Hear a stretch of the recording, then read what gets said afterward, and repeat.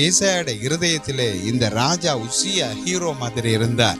அதனால் உசியா ராஜா மரணம் அடையும் வரைக்கும் ஏசாயாவால் ஒன்றும் செய்ய முடியும். அவர் மரித்த போது இனி யார் ராஜா இஸ்ரேலுக்கென்று கேட்கும்படியான ஒரு சூழ்நிலையை ஆண்டவரிடம் அவர் விசாரிக்கும் போது அவர் ஆவிக்குள்ளாக்கப்பட்டார். குஷ்டரோகியான உசியா ராஜாவில் ஒரு நம்பிக்கை ஏசாயா தீர்க்கதரிசிக்கு இருந்தது. அப்பொழுது உயரமும் உன்னதமான சிங்காசனத்திலே தேவன் ராஜாதி ராஜாவாய் தேவாதி தேவனாய் வீற்றிருந்தார். அவருடைய வஸ்திர தொங்கலாலே தேவாலய நிறைந்திருந்தது. சிங்காசனத்தில் ராஜாவாய் இருந்தார். சேனைகளின் கர்த்தராகிய ராஜாவை என் கண்கள் கண்டதே என்று ஏசாயா சொன்னார். நெக்ஸ்ட் ராஜா யாரண்டி இவர் கேட்க கர்த்தர் சொல்றார், நான் தான் ராஜா, நான் தான் இஸ்ரவேல் தேசத்தின் ராஜா, சர்வ பூமிக்கு நான் தான் ராஜா.